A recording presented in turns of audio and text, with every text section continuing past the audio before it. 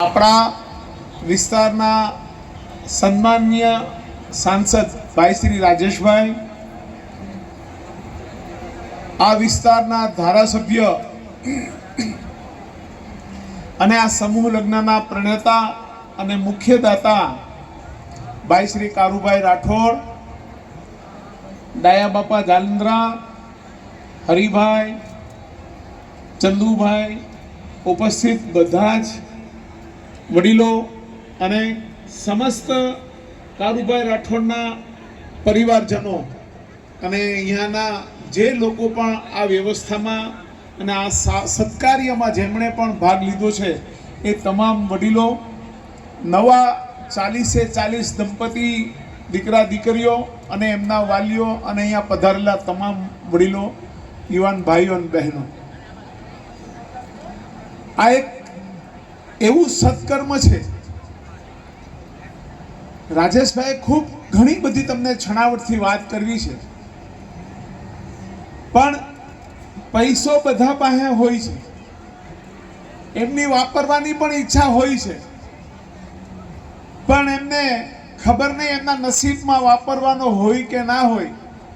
પણ મને એટલું તો મારા પાડોશી તરીકે કારુભાઈ માટે માન અને ગર્વ થાય, એ પછી તમારે ઉના શહેરની ગરબી હોય કે ઉના તાલુકાના સમૂહ લગ્નો સૌ હોય, આમાં છૂટા હાથે છેલ્લા 7 વર્ષથી આ ભગીરથ કાર્ય કરી રહ્યા છે.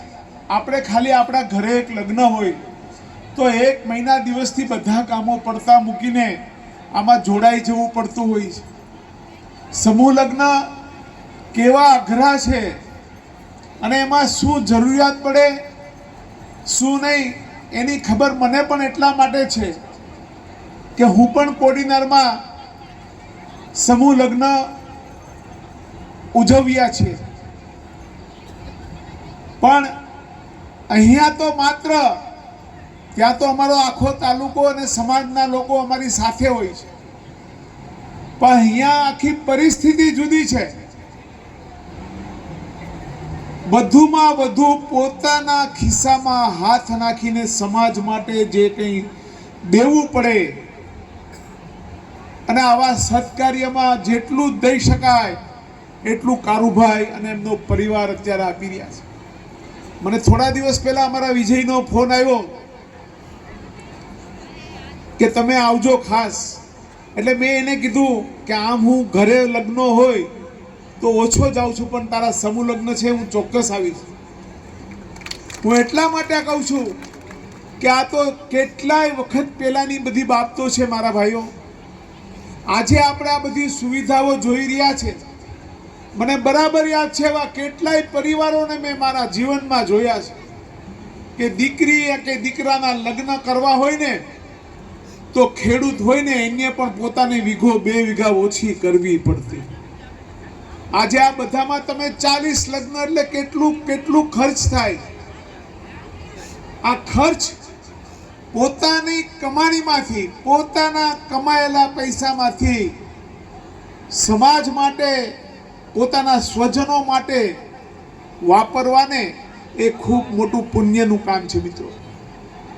ક્યારેક તમને એવું બધું લાગતું હશે, પણ મને તો આ કારુભાઈની અમુક ટાઈમે કોડીનારની બાજુમાં ને મને ઈર્ષા આવે એની કે મારી નગરપાલિકા હું કોડીનાર ચલાવું છું તો હું મારી કોડીનાર નગરપાલિકાને ખૂબ સારી બનાવું, પણ મારા કરતા પણ વધુ સારી આ કારુભાઈ ઘડી બનાવી જાય.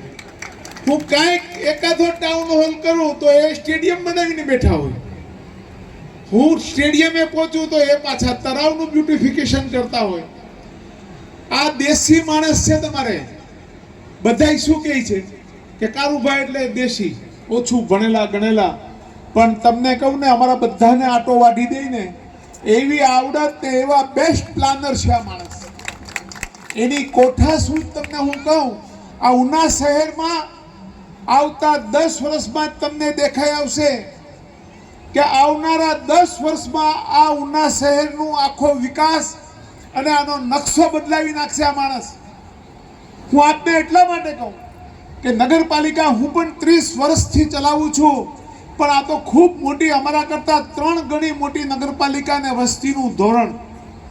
આ બધામાં આવી રીતે કામ કરવું એ કેસી રાઠોડ જ કરી શકે. બરાબર, એની ટીમ અહીંયા એટલી સરસ છે, દરેક સમાજના લોકોને સાથે લઈને ચાલે.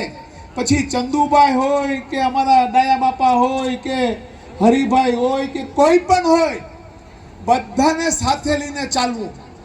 એમના પરિવારમાં પણ તમે જુઓ, બધા દીકરાઓ જો વિજયથી માંડીને બધા, તમને લાગે જ નહીં કે આ ધારાસભ્યના દીકરાઓ છે સંપૂર્ણપણે ડાઉન ટુ અર્થ ચાલી રહ્યા છે, એક પૈસાનું અભિમાન નહીં, અને સતત લોકસેવા લોકસેવા ને લોકસેવા.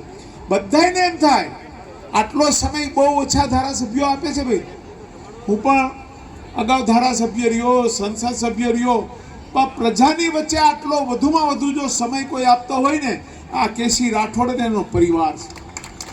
મિત્રો યાદ રાખજો, તમે ખાલી માત્ર ભાજપના છે અને અમારો સાથીદાર છે એમ નહીં, પણ એના સત્કાર્યો અમને એની સાથે ઊભા રાખીએ છીએ. અને હું આપ બધાને પણ કહું છું કે હું હોય, રાજેશભાઈ હોય, અમે બધા અડીખમ યોદ્ધાની જેમ કેસી રાઠોડની બે બાજુ, ડાબી જમણી બાજુ ઊભા છે હંમેશા.